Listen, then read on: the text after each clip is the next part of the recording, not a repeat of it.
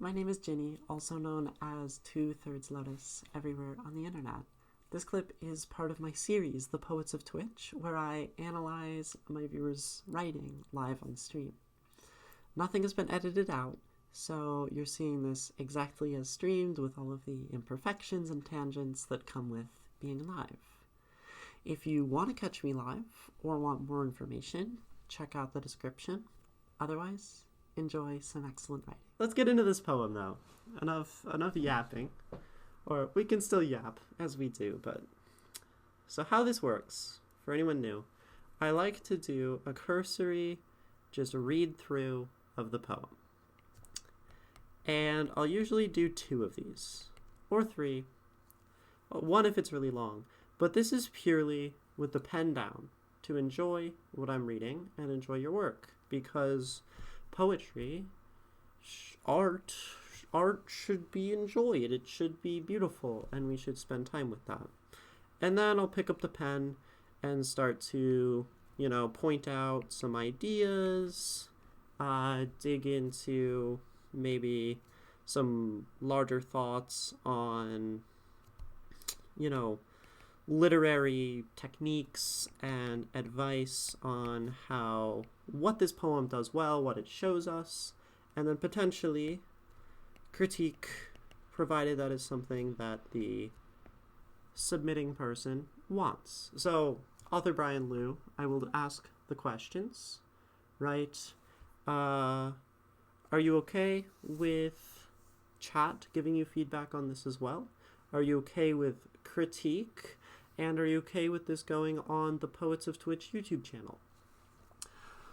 So for those in here, I wrote this in 10 minutes of stream of consciousness writing using 8 random words suggested by people in my writing group. I had to incorporate the words into the poem somehow. I don't remember what these words were at this point. It was some years ago. No disrespect. How do you find poetry interesting?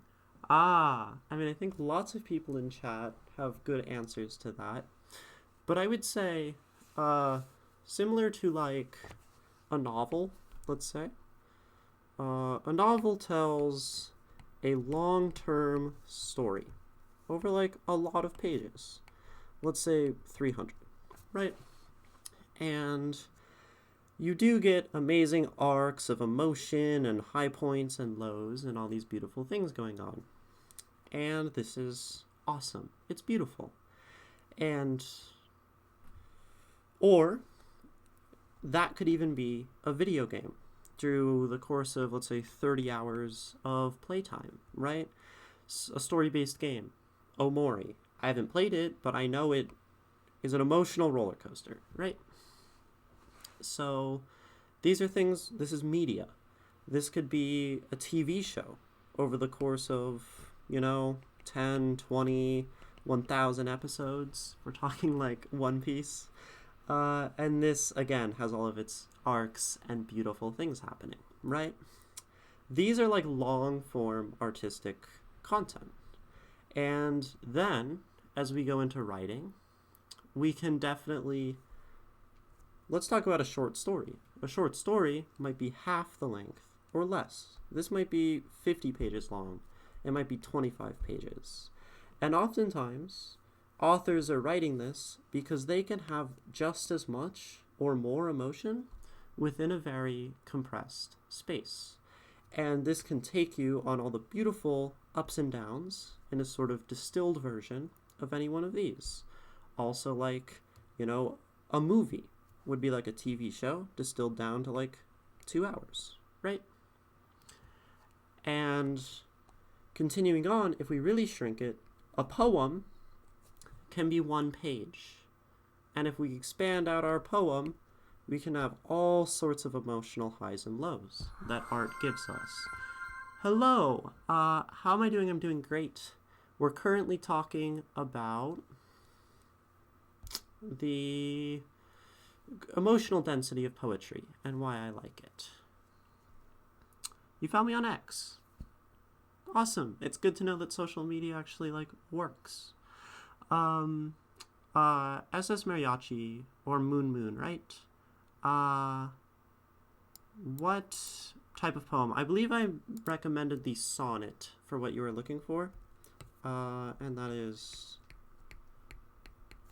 like that. That's a Shakespearean thing.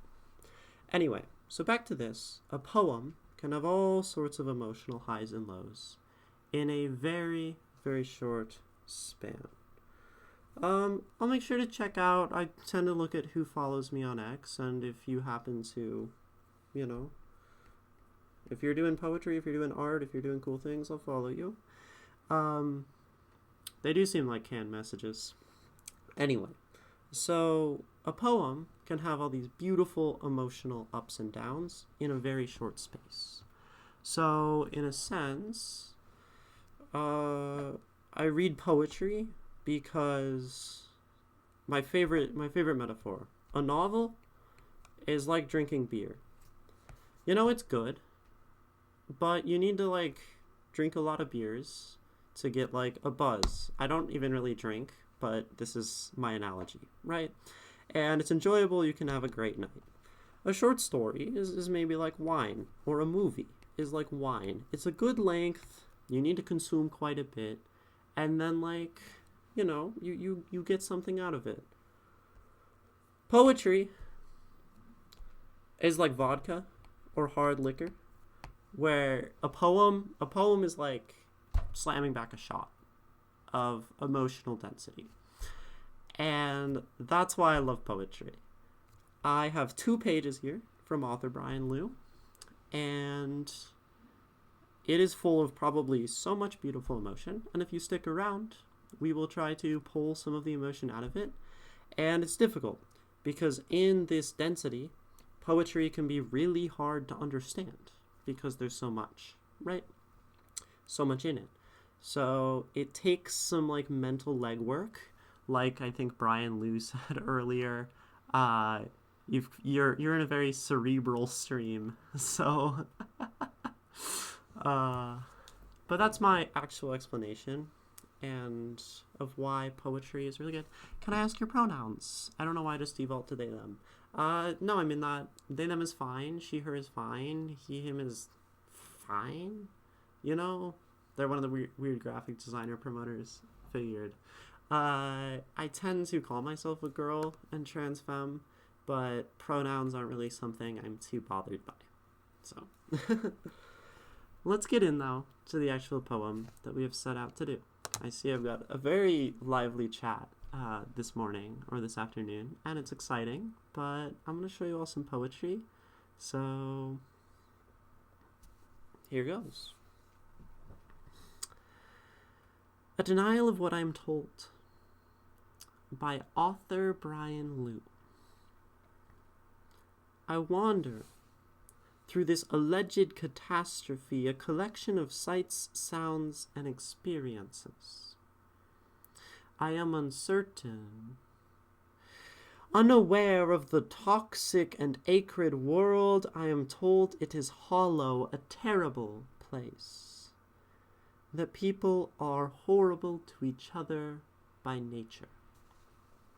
Step on or over each other, try to finagle everything they can, and to hell with the consequences or kindness or love. I'm told it is a horrible and dangerous place. Cruelty follows as our shadow. Our insults sound like footsteps, and we feast on fear, not faith. I deny what I am told, for it is unexpected. The unexpected is something I was terrified of before. Yet now, as I view the world around me, I can wipe away the grime, for underneath that, too, is something else. Something that others would discredit or choose to ignore. Because the beauty doesn't match their view of the world, I see passion. My own and others, I reach out and grip the congenial man before me, the smiling woman behind me, the young people around me who are undecided and exploring what they have to offer themselves. I refuse to let the dark cloud remain above the earth. I push it aside even as it pours down rain in an attempt to wash away my pleasure of being in this world. With you, all of you, I do have hope, belief in humanity. In our ability to come together, I strive to embrace what others call a dark place and face the unknown that once was the monster under my bed. There is only dust there now, for I have looked repeatedly and found nothing to fear. Join me in my ecstasy. I know this world, the people in it, to understand who they are, why they might hate this place or one another. Please listen and learn so that they might feel heard. Maybe then they will see that the division is smaller than they think, and the hatred can evaporate under the warmth of knowledge and understanding. And once the evil leaves, this place will once again be beautiful. A Denial of What I'm Told by AuthorBrianLou. Gaming Genome. Sorry, it's my first time watching a stream like these. I've never read poetry in my life. Only one novel I read is The Invisible Man.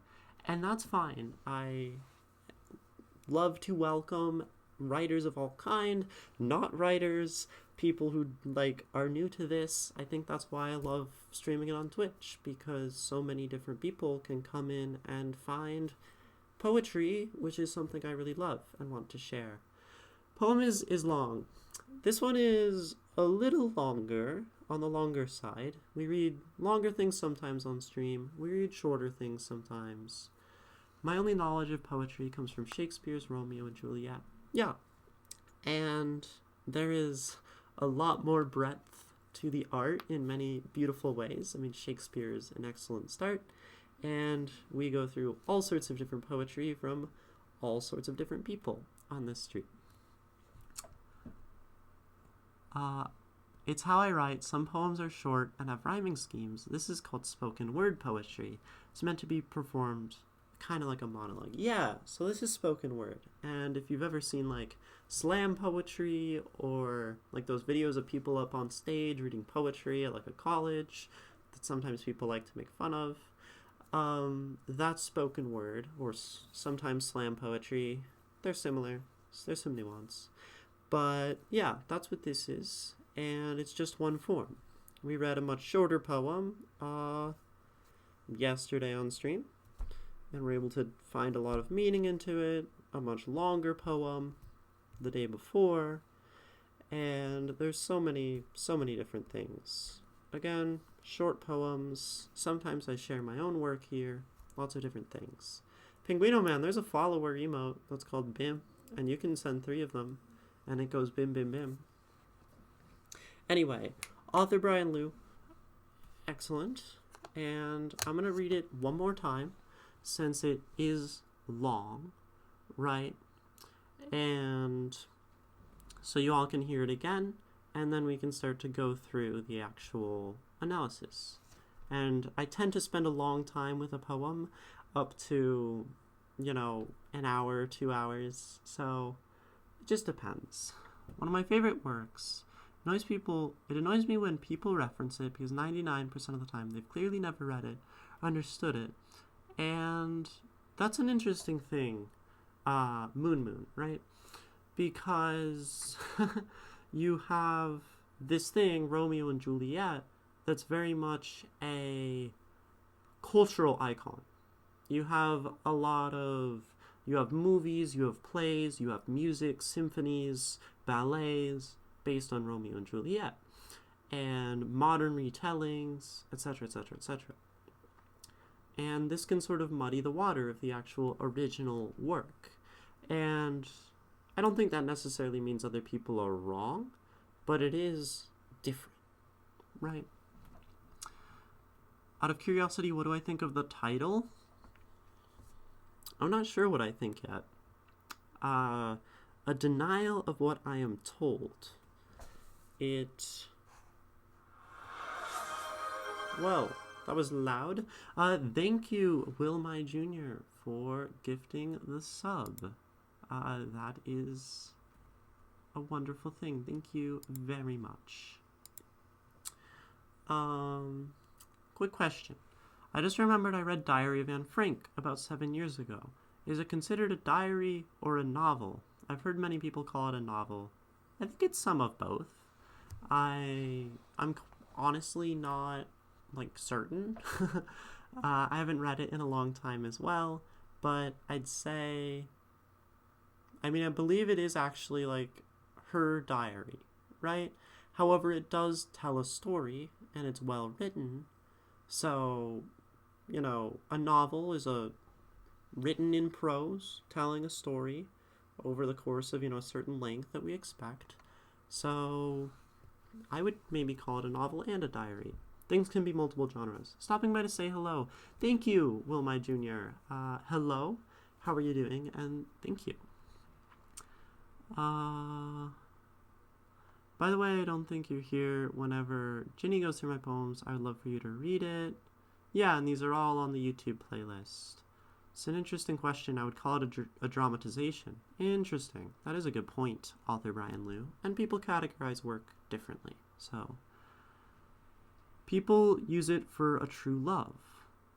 There is a 600% mortality rate including the lovers. Yeah, and that's the tragedy of Shakespeare, is that he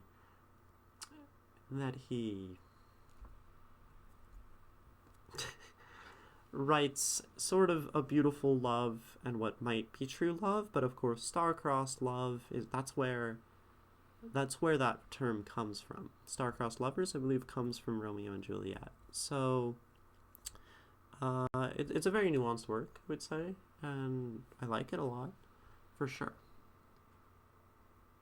Anyway, I'm going to read this one more time, then I'm going to take a quick break for my voice, and then we're going to jump back in and do some analysis. A Denial of What I'm Told by AuthorBrianLou. I wander through this alleged catastrophe, a collection of sights, sounds, and experiences. I am uncertain. Unaware of the toxic and acrid world, I am told it is hollow, a terrible place, that people are horrible to each other by nature. Step on or over each other. Try to finagle everything they can, and to hell with the consequences, or kindness or love. I am told it is a horrible, dangerous place. Cruelty follows as our shadow. Our insults sound like footsteps, and we feast on fear, not faith. I deny what I am told, for it is unexpected. The unexpected is something I was terrified of before. Yet now, as I view the world around me, I can wipe away the grime, for underneath that too is something else. For something that I'm bad at reading sometimes. Something that others would discredit or choose to ignore, because the beauty doesn't match their view of the world. I see passion. My own and others. I reach out and grip the congenial man before me, the smiling woman behind me, the young people around me who are undecided and exploring what they have to offer themselves. I'm sorry, Brian. I'm butchering your poem. I refuse to let the dark cloud remain above the earth. I push it aside even as it pours down rain in an attempt to wash away my pleasure of being in this world. With you, all of you, I do have hope, belief in humanity, in our ability to come together. I strive to embrace what others call a dark place and face the unknown that was the monster under my bed. There is only dust there now, for I have looked repeatedly and found nothing to fear. Join me in my ecstasy to know this world, the people in it, to understand who they are, why they might hate this place or one another. Please listen and learn so that they might feel heard.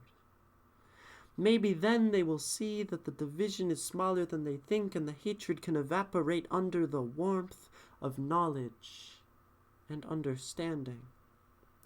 And once the evil leaves, this place will once again be beautiful.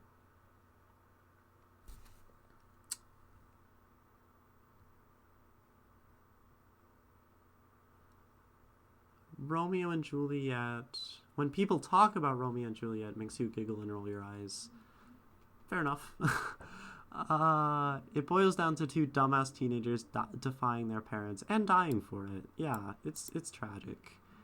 If you ever want to stop people talking like they know Shakespeare, ask them, so what do you think about Cymbeline? Oh my gosh. Love Cymbeline. Good morning, Miss Gin and Juice. Hi, Nico.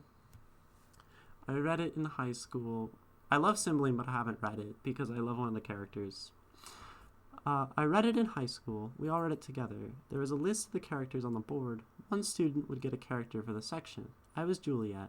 At the end, I got up, borrowed the person reading Romeo's lines, pencil, and pretended to stab myself after the lines before playing dead for the next 15 minutes. So, I mean, it's a play, and I think Shakespeare, the bard, would have been quite happy with you acting it out, because that's the purpose. That being said, I'm gonna be lurking. You need to have at least 2 drafts of something by soon. That's crazy. It's a lot of work to do. Good luck, Nico. I'm excited to see you tonight at the open mic. So, I'm going to take a brief little 2-minute break. It's when I run my ad breaks. I encourage you all to not watch the ads. Stand up, take some time, look away from the screen, self-care. This is the practice here. It helps me. It's more for me. But please don't watch the ads. I don't want you to watch ads here.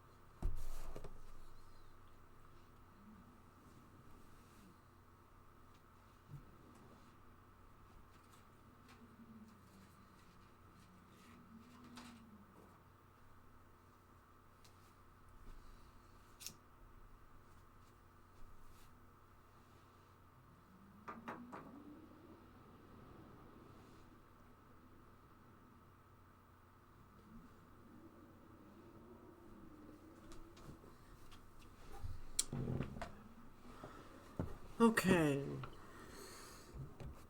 The ad's done?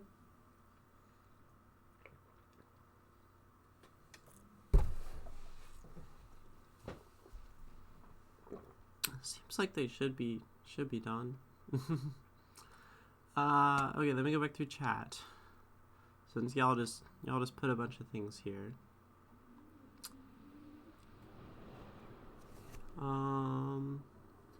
Yeah, are we done with ads? I think we're done with ads. Welcome back. I'm Jenny.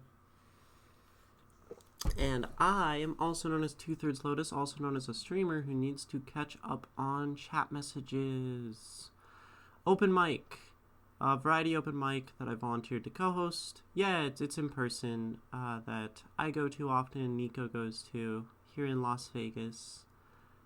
Yeah, I'll see Nico there. We live in the same city. and you're streaming on another platform, Nico. Have a good one, Mariachi, Moon. Good to have you. Hope to see you back. It was good to talk. And get a job. Good. Bye, Nico. You looked at my stuff. You've been slowly reading it. Good. If I was doing what Ginny's doing, there'd be 8 hours of me just reading One Piece. Yeah, I move through things fast. That woman speaks words. Is it okay that I find that funny? It's satirical, I hope. Please continue to find it funny. Okay, awesome. Y'all are great. Nico's awesome. Nico's also particularly great in person to watch and listen to poetry of. So, A Denial of What I'm Told is a very interesting title. Now that I've had a time to step away and think about this, I do like this quite a bit. And I just want to go through and talk about maybe what this means. It's always good for analysis. A denial of what I am told. Well, what am I told, and how am I denying it? A good place to start, sometimes, if there's a compelling title, is just to ask what this means and go through the poem. So, going through, I wander through a world, experiences I'm uncertain, unaware of the world. I am told it is hollow. So we are given that pretty easily. You won't always have the words of the title just appear in the poem, but Brian is kind enough to give this to us which is going to help us interpret this poem. So, I'm told it is a terrible place. The people are horrible. So again, it's just negative. They step on each other, step over each other. So there's this sort of cutthroat nature to life, right? Putting yourself ahead of others. People who try to finagle everything they can, get any advantage, and to hell with the consequences, or kindness or love. So that would be a world lacking these things, right? Because many people say, to hell with kindness and love. I am told, again, horrible, dangerous. Cruelty follows as our shadow, our insults sound like footsteps, and we feast on fear, not faith. I do often take my titles from lines of your poems. Yep, and some poets will do that, some will not, though, right? So, I deny what I'm told. Well, there we go. A denial of what I'm told.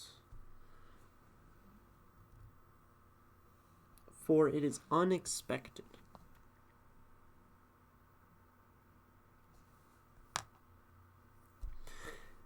It, just reading this far, could be in this sentence, I deny what I am told, for it is unexpected. This pronoun could be pointing toward, you're proud of the end of that stanza? This one?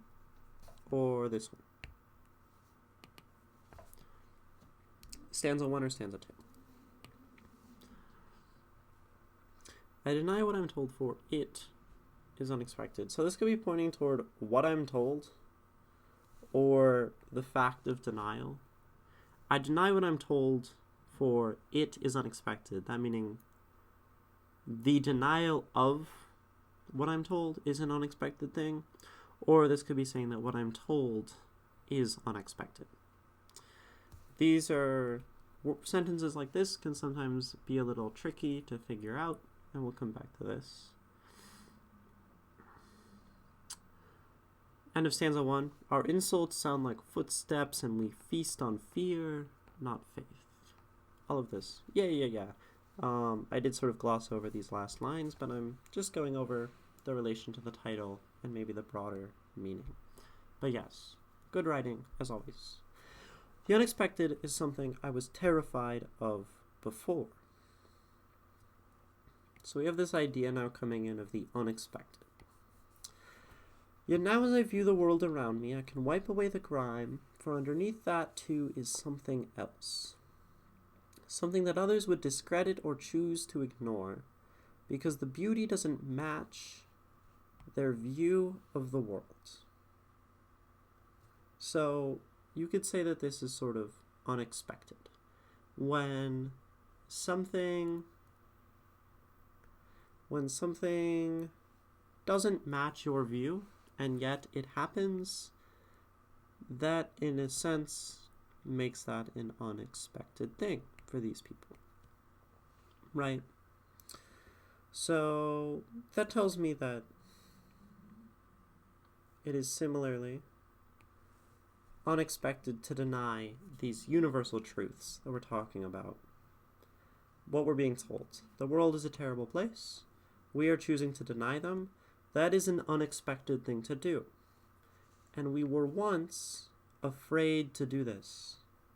However, generally in a poem, if we are talking about the past tense, was terrified, this almost always is going to mean that I am currently not terrified, right?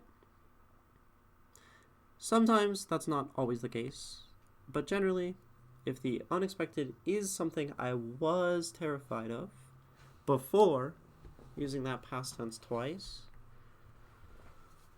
probably means we are now happy, or at least confident, to deny. Right? Your poems are pretty straightforward, aren't they? I think it comes with stream of consciousness. Yet now as I view the world around me, I can wipe away the grime. But again, it's always straightforward to the reader. It's always kind of straightforward to me because I read a lot and I'm good at analysis. I don't know if these things are quite as straightforward to everyone, which is why I go through them. I just don't know. Yet now as I view the world around me, I can wipe away the grime, for underneath that too is something else. Something that others would discredit or choose to ignore. This is an interesting line. The idea of people choosing to ignore is something I appreciate, and maybe we'll talk about if I remember to come back to it. I see passion, my own and others. I reach out and grip the congenial man before me, the smiling woman behind me, the young people around me who are undecided and exploring what they have to offer themselves. This is like me. But yeah, so you have decided in the same way that they have chosen to ignore the beautiful things, you are choosing to see beauty in all of these things, right? And that's cool. That's kind of what the point is here. And then, I refuse to let the dark cloud remain above the earth. So now we're talking at like a broader scale. The earth is like everyone, except like the 10 people in space right now. That's a lot of people. I push it aside even as it pours down rain in an attempt to wash away my pleasure of being in this world with you, all of you. I do have hope, belief in humanity. So this is sort of a space echoes. Hi, creative one. So this gets very big.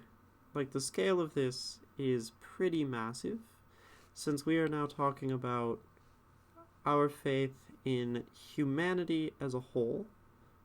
And given what you're talking about, this faith is that things are good.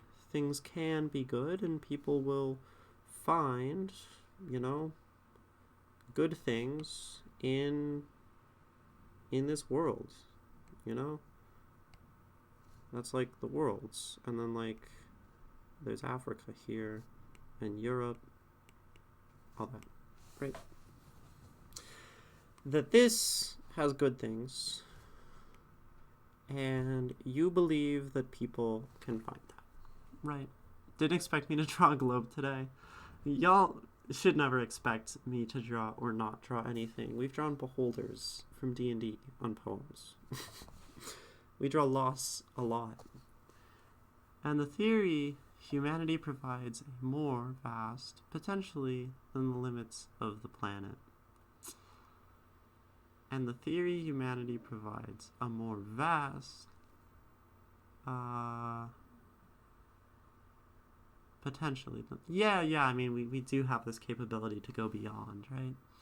I didn't expect you to try and be a globe accurate.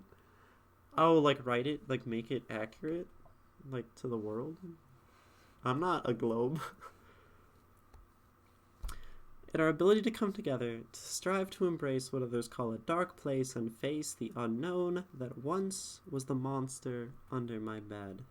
So I really like this callback to the unknown, saying that the things we fear so often, upon having more context, upon them being expected, upon them being known, they become so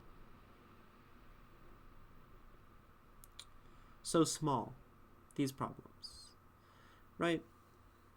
And that's why I really like the diminishing of sort of these fears to the monster under the bed, because as an adult, it's silly that you would have a monster under the bed. And yet the child kind of should fear it because it's unknown, it's scary, it's dark down there, they don't understand the world in the same way. So in a sense it says, not that I dislike these people or that I blame them, but that they just need to learn. And that's, I think, a better outlook than like wanting to change people, in my opinion. Humanity, the possibility that there are more elsewhere that are humanoid. True that.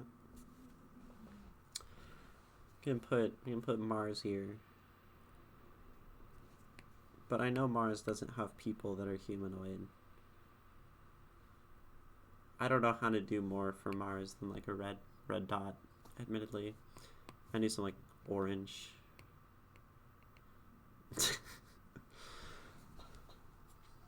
There's only dust there now, for I've looked repeatedly and found nothing to fear.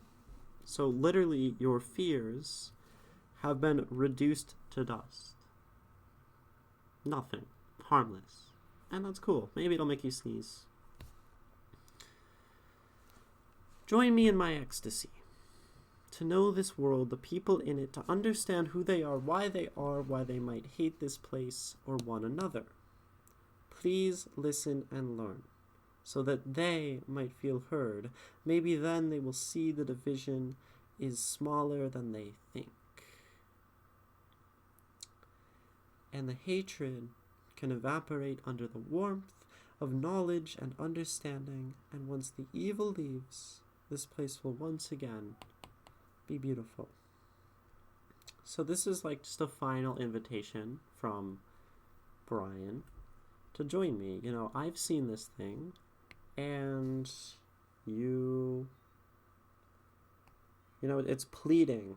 Please listen and learn, trying to guide someone who is maybe misguided to what you feel to be.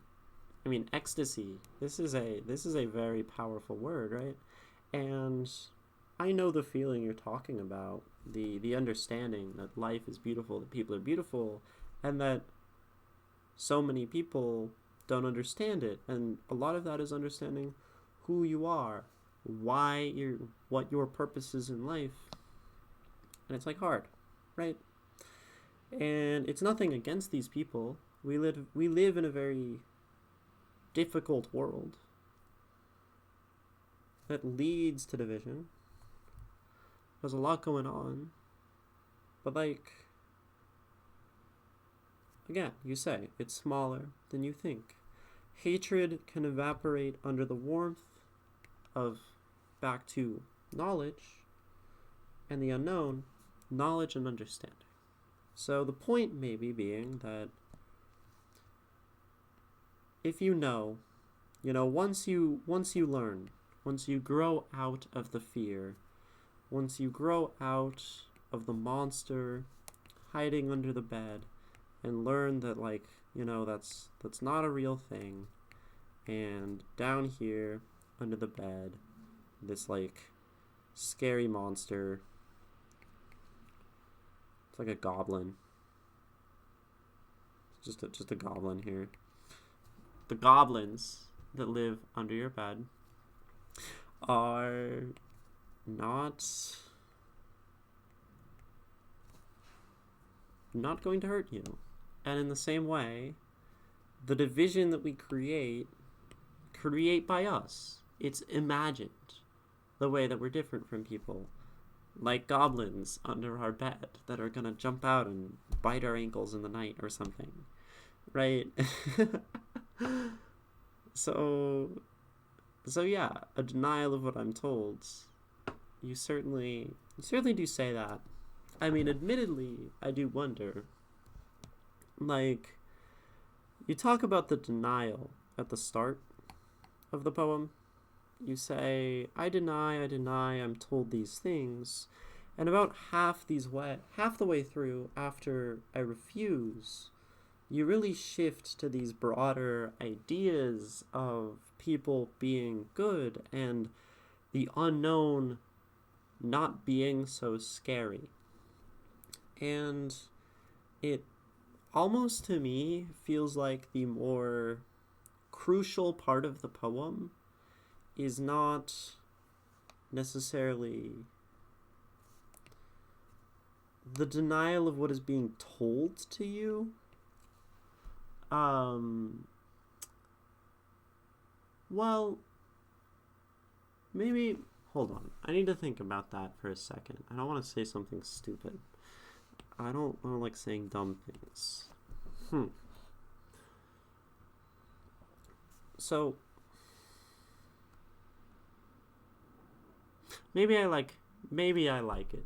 Maybe I like the title. I'm thinking. I'm working through it. That's not stupid. Thank you. So, we have these ideas. What I'm told, which blind acceptance of is sort of a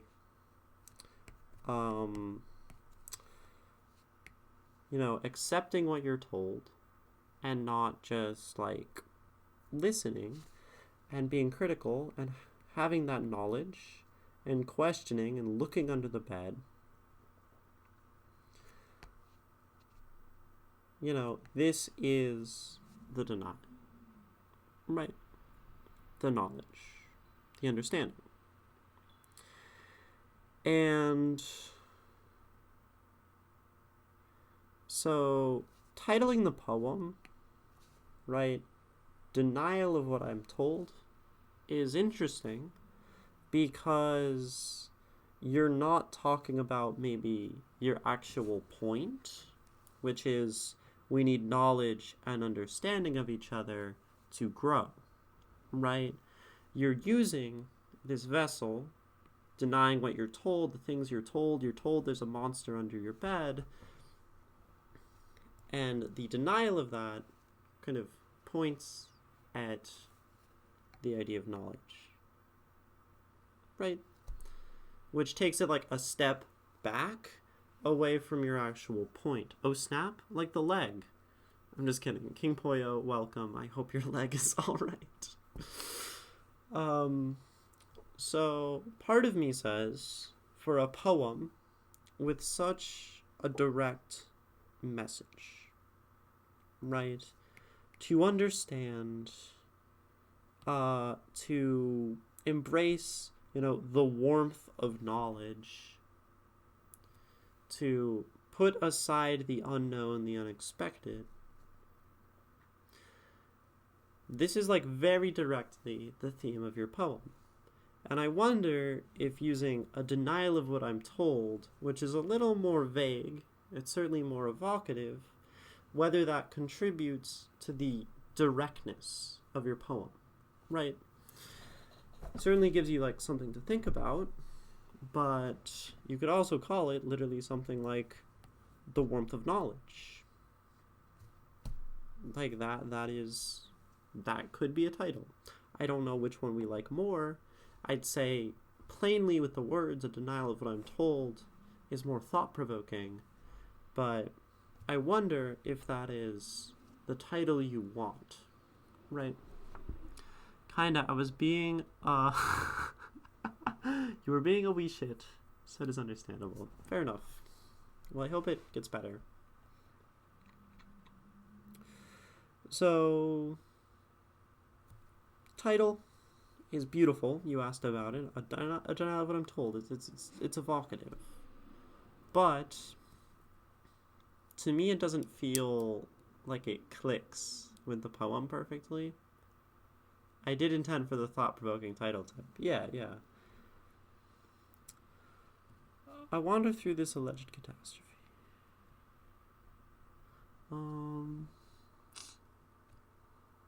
Me and a few friends were cosplaying Eagle characters, and you were Ben. Oh, from your book. That's sick. I was walking on the edge of cliff/hill. It was max 10-meter drop, and I fell. Oh gosh, be careful out there, King Boyo. Be safe. Be safe. Now, I really like, I would say, the idea of the things you're told versus the things that are true, right? And you use alleged here, a collection of sights, sounds, experiences I am uncertain, unaware of the toxic and acrid world I am told is hollow, etc., etc., right? Trying to finagle everything into hell with consequences or kindness. I am told it is a horrible and dangerous place. Cruelty follows as our shadow, our insults sound like footsteps, and we feast on fear, not faith. So maybe one criticism is I have is not using enough words like this, or I am tolds. I know you already use it quite a few times, but leaning into the idea, I think a word that would fit in this poem is hearsay, word of mouth, these kinds of things that lean into the idea that these are all just gossip, right? That's a good way to minimize the things that people say, maybe, right? So, because I am told it is a horrible and dangerous place, period. Cruelty follows as our shadow, our insults sound like footsteps, and we feast on fear, not faith. This is interesting because, cruelty follows as our shadow. I think I should be hammering home those concepts, yes. I'm not sure if this is saying, I am told cruelty follows as our shadow, which maybe it should, because any broad sweeping statement in this poem about the world being bad is probably something you don't agree with. Our insults sound like footsteps, and we feast on fear, not faith. Again, we have been convinced to feast on fear, not enjoy the taste of faith. Something along those lines, right? Using this, I like feast, and then that's using 5 senses, and you can say, we've been told what tastes good, right? That fear tastes better than faith. That could be a cool move. And then, I deny what I'm told for it's unexpected. And you also talk about, viewing the world around me, right? You can wipe away the grime, and you can see something different. So you have this kind of dichotomy, where seeing shows you the beautiful things, versus listening convinces you otherwise, right? And you could lean into this back and forth, talking about hoping others, they're exploring. That's a very visual action, right? You can lean into trying to help people see and stop hearing. The idea of covering someone's ears to the hate of the world, right? You can see You can see, you say, evidently, that the world is good, kind of self-evidently. You also have this interesting, haven't thought of that, the direct references to the senses. They do always help. You also do then say, interestingly, please listen and learn, which is a sort of, it's not a contradiction, but it's funny because you say, like, listen to the thing I have to say, not the thing they have to say, which is almost leaning into the whole, like, well, just listen to me. Maybe please look and learn, because then you can dig into that metaphor of vision. What is this? Well, I'm Ginny. This is the Poets of Twitch, and chatters and friends can submit their poetry, new, old, you could do it right now, for me to read on stream. I go through and try to analyze it, and trying to get this to focus. Analyze it, provide feedback, ideas, all that kind of stuff. And it's a good time.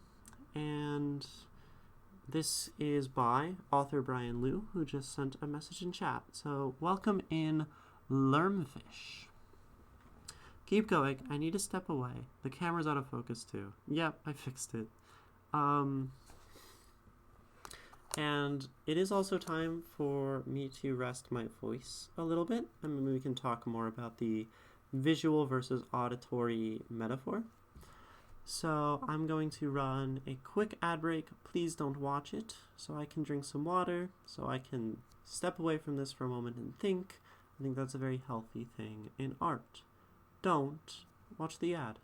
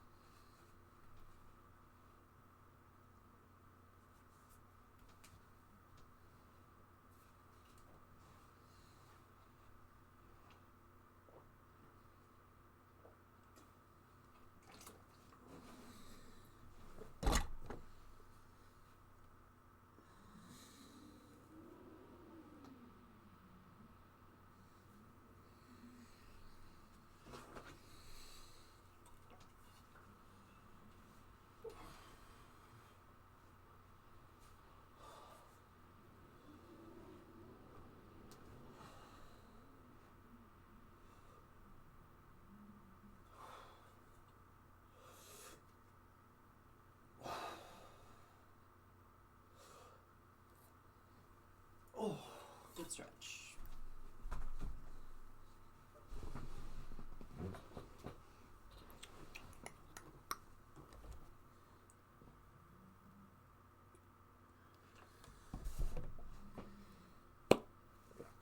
All right. Water.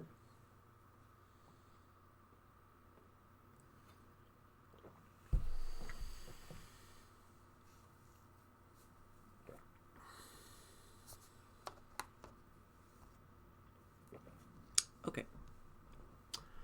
Back to this. So we were just, I think we're back. I don't know if the ads are over. Seems like they should be. Welcome back to the Lotus. We're going back to the metaphor, I suppose, if we want to lean into this, which I think could be cool, of listening versus seeing. Because AuthorBrianLou does talk about how, again, here, maybe they will see that division is smaller than they think. AuthorBrianLou, seeing the monster instead of just listening to the idea, or the lack of the monster, instead of just listening to the idea that there could be a monster under one's bed, right? And I think it's a really powerful thing that you could lean into, Brian, because, again, five senses are going to be really quite good for your poetry. It's just, I would say, generally good advice to use the five senses and evoke those things from people, right? And since it's already being used here, I mean, what I'm told, it's in the title, and then using all these different words for being told, I am told, etc., etc., and then saying, I view the world around me, I can wipe away the grime. I think this would be a good move. You see passion. I didn't even see that one. Right? So, in that regard, I think it would just be leaning in and tweaking a few of these metaphors, and I think that could really, make the poem really pop, giving a strong dichotomy. Here's something I haven't talked about recently, or maybe ever. The idea of the dichotomy. That's bad. Welcome back, Brian.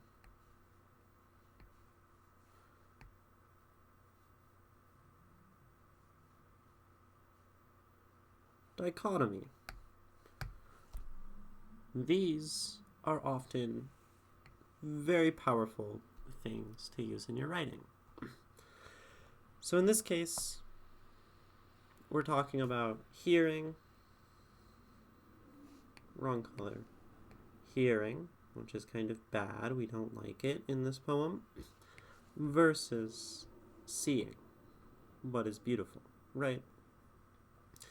And dichotomies are very cool because they're simple and they're clear, right? You can, there are so many. The idea of good versus evil, let's say. That's a dichotomy, right? Oftentimes, historically, gender is used as a dichotomy. It's less relevant, maybe, to use that dichotomy, but that's an option. You have the idea of rich versus, poor, These are dichotomies that you see in writing a lot. And they sound familiar because you see them in all sorts of stories and all sorts of settings, right? You could say, there's so many. I don't know why they aren't coming to mind very quickly right now, but these things, right?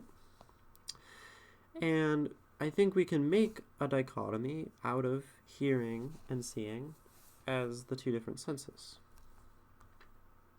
And, talking about dichotomies, they're everywhere. We were talking earlier about Romeo and Juliet.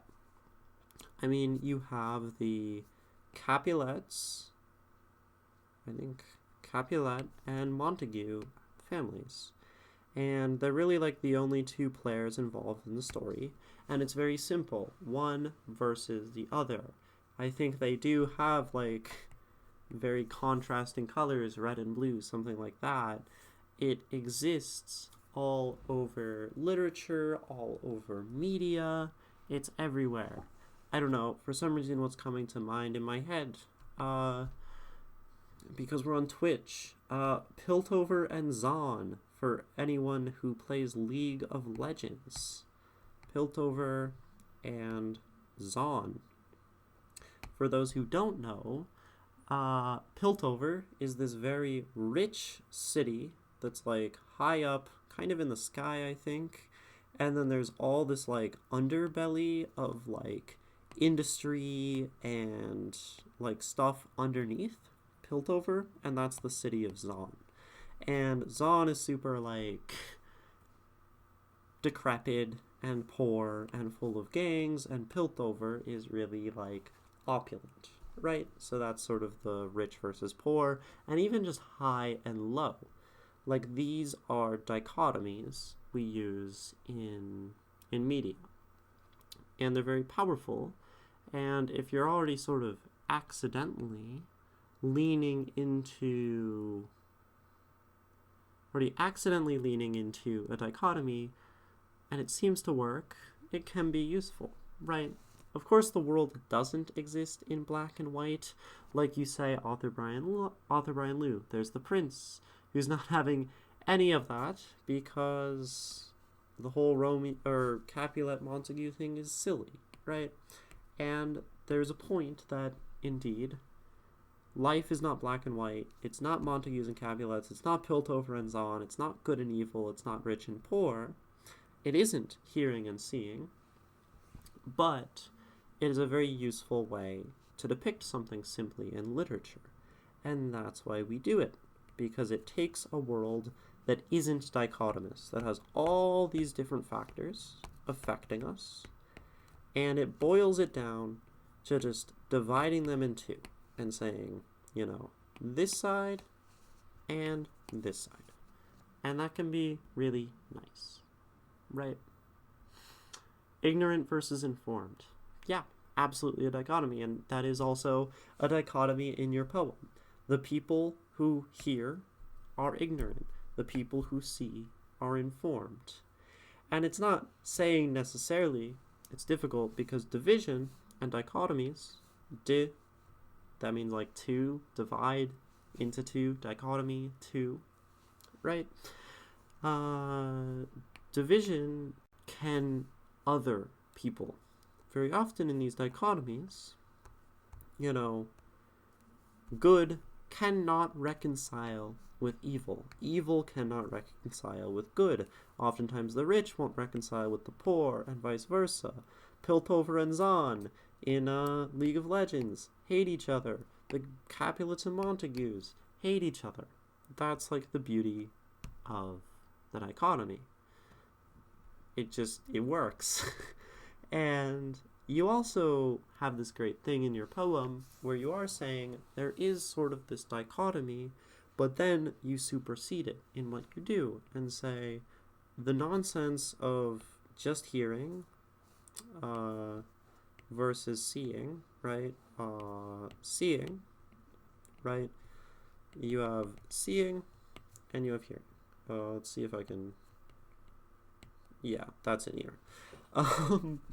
Seeing and hearing, but you are saying these things can be reconciled. They can be overcome.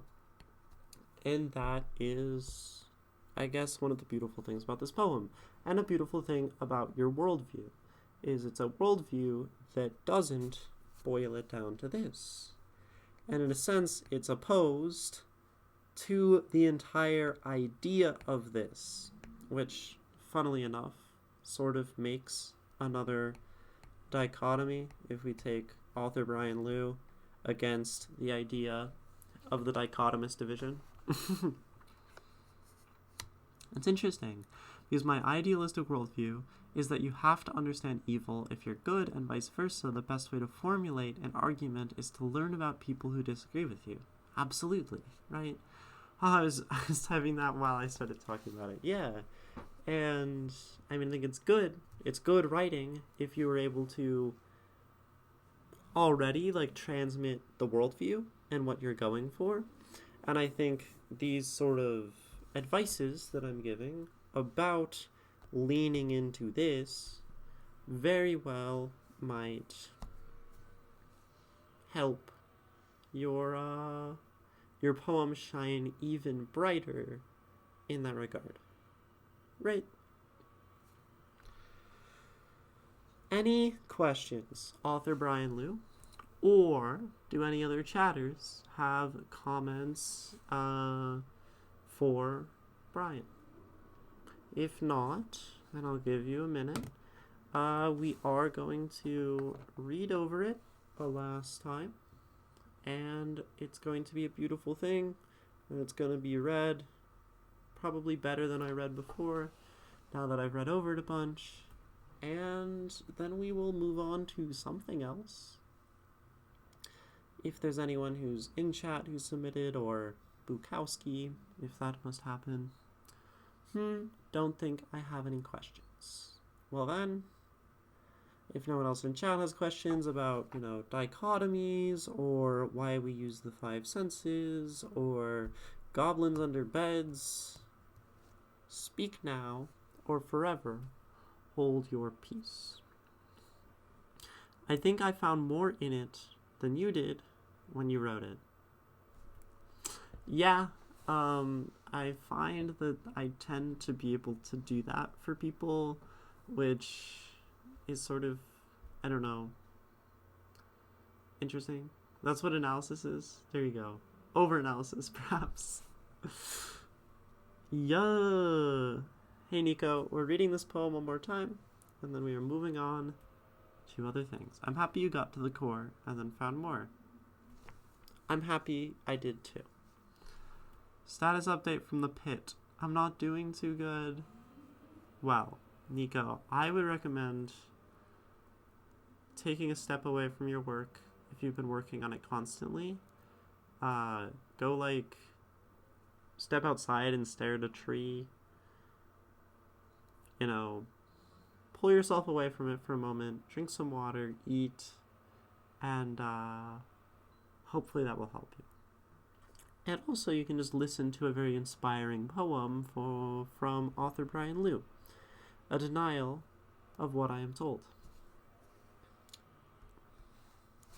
I wander through this alleged catastrophe, a collection of sights, sounds, and experiences. I am uncertain. Unaware of the toxic and acrid world, I am told it is hollow, a terrible place, that people are horrible to each other by nature, step on or over each other, try to finagle everything they can, and to hell with consequences or kindness or love.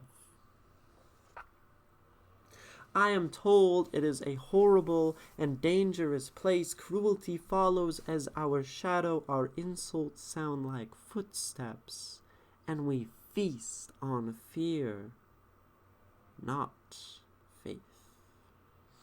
I deny what I am told, for it is unexpected. The unexpected is something I was terrified of before.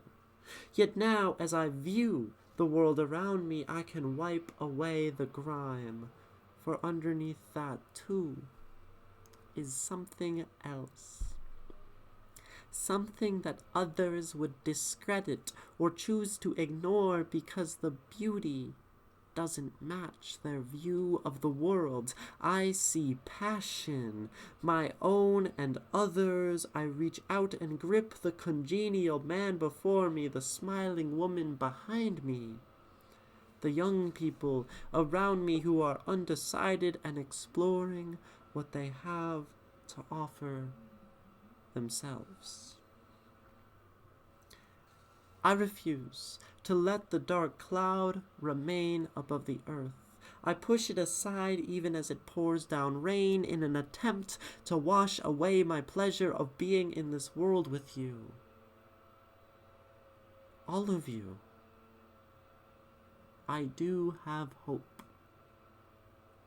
Belief in humanity, in our ability to come together. I strive to embrace what others call a dark place and face the unknown that was once the monster under my bed. There is only dust there now, for I have looked repeatedly and found nothing to fear. Join me in my ecstasy, to know this world, the people in it, to understand who they are, why they might hate this place or one another. Please listen and learn so that they might feel heard. Maybe then they will see that the division is smaller than they think, and the hatred can evaporate under the warmth of knowledge and understanding.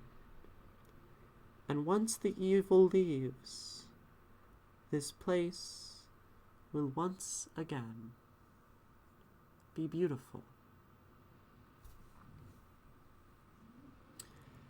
A Denial of What I Am Told by AuthorBrianLou. No, I forgot to fade back to my face at the end of the poem. Wonderful work. If you do go back and edit, I certainly do encourage digging into some of those, their view of the world, the things I hear about the worlds, the sight versus the sound. I think that's my big advice, but thank you so much for submitting. Love to have people's work on here, and I really do love to find new things that even you might not have realized about your own work. That's something that feels quite special. Thank you for watching. I encourage you to check out the rest of the series, follow if you enjoyed, and stop by Twitch if you want to share your own work. See you there.